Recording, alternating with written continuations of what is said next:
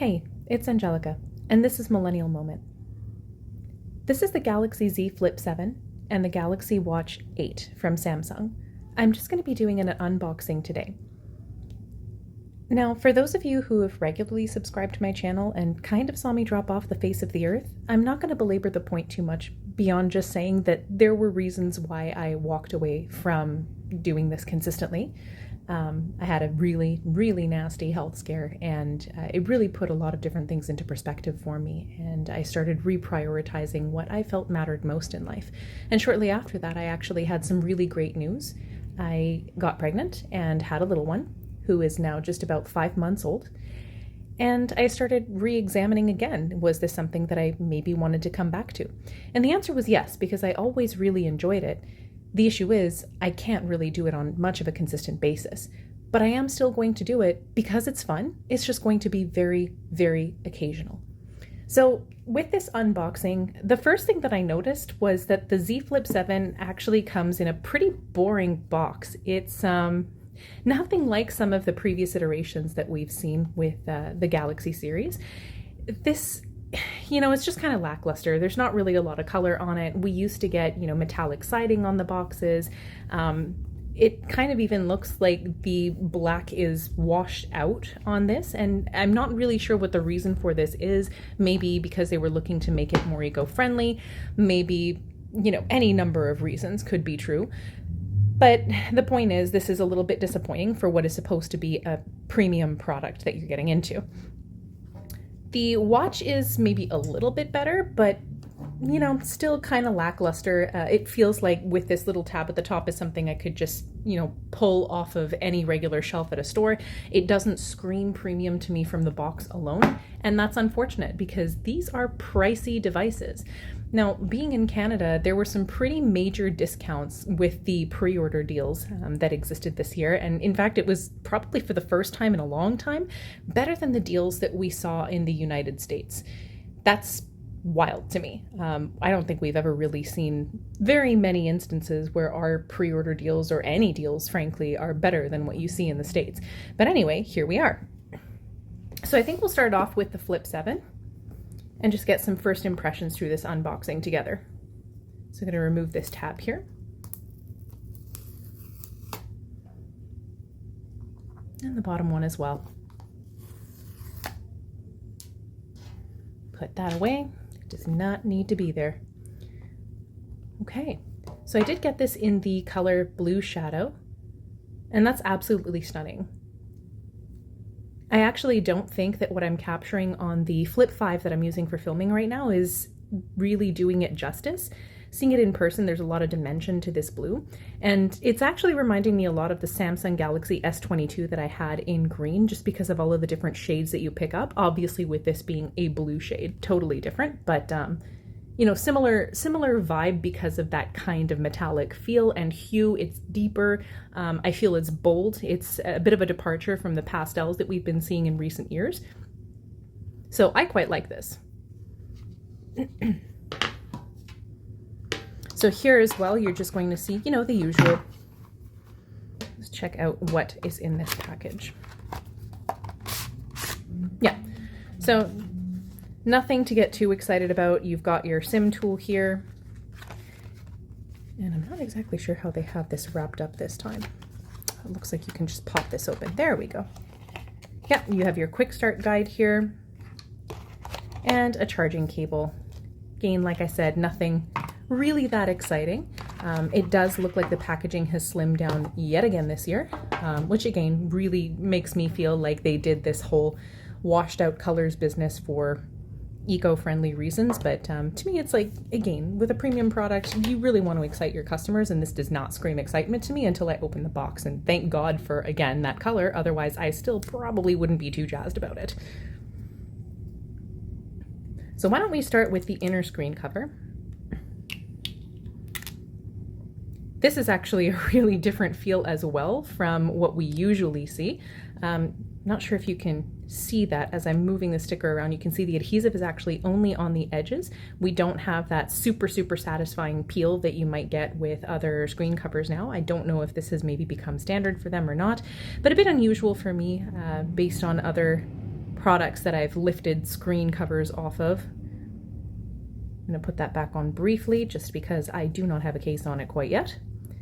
And doing the back cover. Now this is interesting, look at that. The back cover actually has full adhesive rather than just edge adhesive. So here's your cover screen. Whole lot more real estate this time as it is edge to edge. Very exciting. I'm very excited to use this coming from a Flip 5, which still has that sort of folder design. So I'll pop that back on again. And we'll go back over to the main screen again one more time just so that you can get a sense of, as I'm tilting this, you can just barely see a little hint of a crease right there at the hinges. Now I'm sure that with use and time, that's going to become more obvious, but you can see as I'm bending this, how it is folding. Very satisfying to bend that for the first time, I have to say. And the nice thing with this one is I'm noticing it does fold completely flat. Really cool. It does actually feel slimmer in the hand to hold by the edge than my Galaxy Z Flip 5 does. But again, it is just that little bit wider as well. So depending on how you carry your device and whether or not you plan to use it with a case, which most people do, this might wind up feeling a little bit too wide for some people. For me, I do think I could still pretty comfortably one-hand this thing. Not too concerned about that.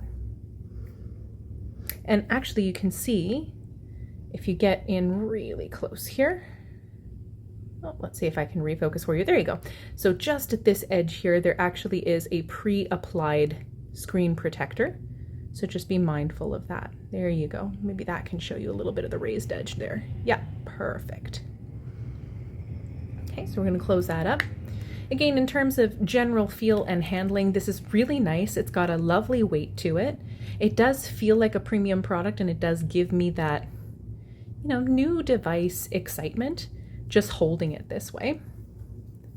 I really like it. It's got that nice matte glass back and those metallic rails. Absolutely love this one. So I'm going to pop that screen cover back on again. As you can see, actually, look at that. Now that I've done that first little fold, yes, the crease has become a tad bit more prominent, and that is going to happen. That is just the nature of foldable devices. So if that is something that you are not into, or you think it's really going to detract from your experience, then I might rethink getting a foldable device, period. Oh, look at that. Can I actually fold this back up? Nope, not with the screen cover, which probably not intended to. This is a little bit of a stiffer protector there. Okay, so I'm going to set that aside for now, and we will move on to the watch. Get some first impressions on this guy. So again, this tab thing here really cheapens the experience for me. I really wish they hadn't done this, because it's not like they actually, to my knowledge anyway, with the experience stores, I don't think they really have these hung up just on a rack waiting for people to come and pick them up as if they were, you know, a pair of cheap earbuds or anything like that. So really curious as to what drove that decision. I don't know how, maybe they're stored at warehouses or whatever it might be. Now this one, I got it in the Bluetooth Wi-Fi GPS version only. I don't really need LTE. It's not something that's important for my particular use case, as I'm not a very heavy user. Again, this box without this tab thing, I think still feels a little bit better than the other, but we're still missing. You can see all of this is still really, really plain.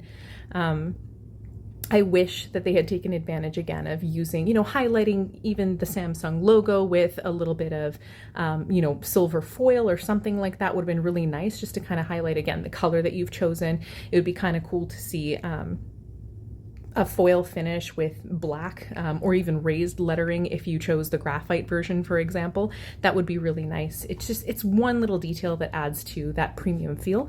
Or even going dark for this box to highlight the color of the silver watch would have been really cool, and choosing a white backdrop or something that would really make the graphite color pop for that. Anyway, it's a small thing, but it really does make the customer appreciate exactly how premium a device is when it looks that way. So there it is. Let's see what is on the inside cover first. There we go. Set the top half of the box aside. Oh, I totally broke that. Well, that's okay. Too bad.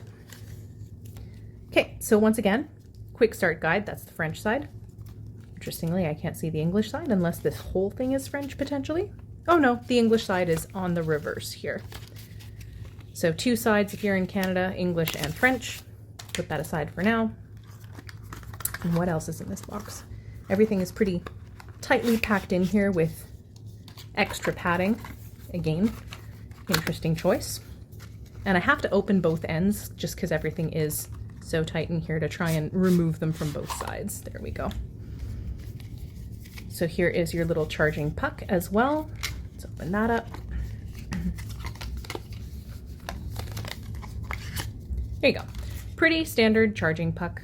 Again, nothing too exciting, but you know, the bare minimum that you would expect when you're receiving a new device like this. Hopefully you have some charging blocks. If you don't, just remember that those are sold separately. Now actually picking up the watch face itself. Okay, so I am coming from a watch 5, which I am trading in for this, and already I can tell you, this is way, way, way slimmer when I'm, you know, just pinching it together like this than the watch that I currently have. It feels that way anyway, even though the measurements themselves aren't really that different from what I've seen online. I'll try and see if I can do a more in-depth thing maybe in a week or two once I've had some time with both devices, just to update you guys if you're interested. I know these are pretty popular products right now. The design itself has been pretty polarizing. I have to say that the camera doesn't really do it justice. Holding it in person does feel a lot better. I totally understand why people might not like this, what Samsung is calling their cushion design. It seems kind of silly at first thought to have, you know, a squoval sort of, or a square, squircle, whatever you want to call it, design for the watch case if the watch itself and the usable area is still round.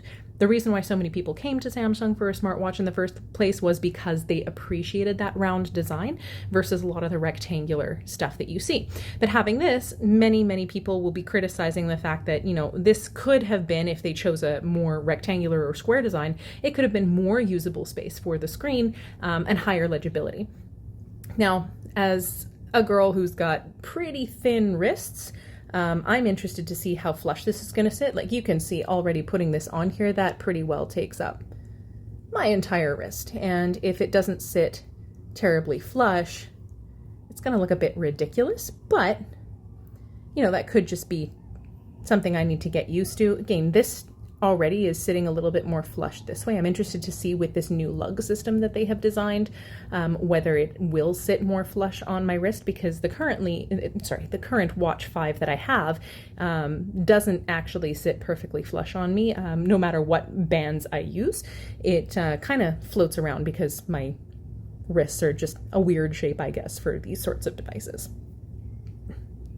So it is supposed to come with a whole bunch of different new health features. Again, let's see if we get a little more in depth on that once I've had some time to play around with them and figure out how useful they might really be. There's a little tab here at the bottom that you can use to lift it up, and your band is underneath. So this is the lug system that we were talking about. You can separate both sides of the watch strap straight away. There you go. Pull this up. And it's harder to appreciate, but you do still have some threads here on either side.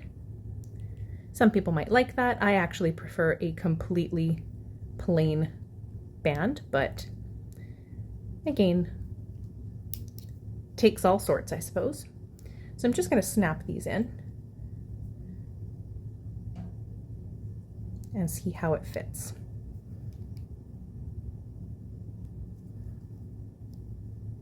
Okay, so first important point to note, you do actually have to be pressing down on the lug here, or this release button, in order to attach it. I was just trying to push it in and it was not clicking, and I thought, okay, am I doing something wrong here? Does it have to go on the opposite side?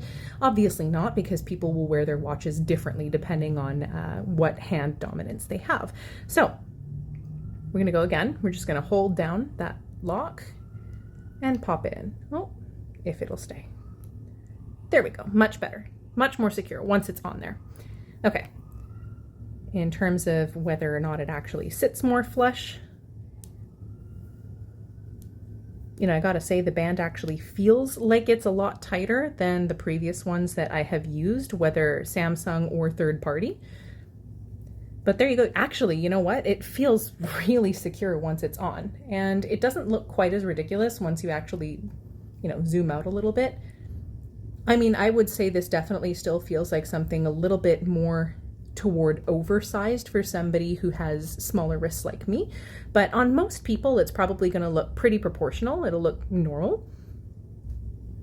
It's nice. I actually think this design is really unique and helps it to stand out a little bit from the crowd. Just wanted to put these together quickly side by side as well for a comparison. This year you'll notice that they have actually done away with the gold tone, even though that's a really, really subtle gold tone that they had. This again is the Watch 5, and it kind of looks when they're side by side like the new Watch 8 is much bigger just because of that cushion shape, but these are both a 40 millimeters, so your actual viewing area is going to be that same size. This one's just going to appear a little bit bigger just because it looks a bit more bulky from the sides versus the more streamlined look that you see here around the watch case. And again, here's that view. You can see it's actually significantly slimmer, and I think that's down to the sensor being much better contained in this case, in the Watch 8 versus the Watch 5, where you can see it protrudes quite a bit more. And it doesn't sit as flush. This one definitely pokes up on my wrist a little bit more versus what you saw with this new strap design. Now, the other consideration, particularly for people who enjoy wearing gold jewelry, is how exactly are you going to have this play? Because as you can see, I wear a gold wedding band and gold engagement ring. So you might have to mix metals a little bit or kind of stack things differently to make it look intentional and have it match whatever look you are after. I haven't seen too much in the way of third-party bands yet either. I am more partial to thinner bands, and I'm curious to see if having a thinner band will actually compromise how flush it sits on the wrist. Like, it is really digging in there, and supposedly that's so it takes more accurate health measurements. Again, TBD, some of these new features, like the antioxidant index that they're purporting is, a useful new feature for some people. I'm not exactly sure if that's more than just a gimmick at this point. It seems like something really, really new. So we'll have to play around with it. And like anything else, the more information, the more data you feed to a smart device, the more accurate it's going to be over time, no matter what it is that it's claiming. So stick with it. Don't think that, just one measurement is actually representative of anything. It's a single data point, right? You got to keep using it to make sure that it's actually useful for you. So we'll be giving each one of these devices a little bit more time. I'm going to take them for a good test run and use them as primary devices for about a week or two, and then I will come back and report on what my overall impressions have been. So again, here is the Flip 7. We'll do a couple more folds here and see if that becomes any more prominent.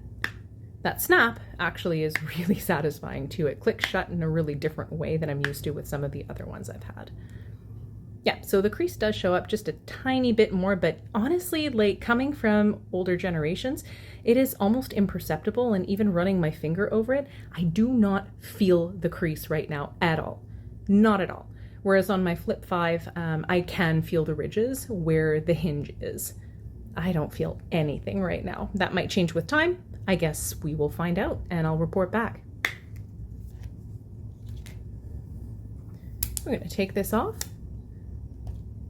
I'm going to slap a clear case on this and take these both for a test drive. Thanks for tuning in.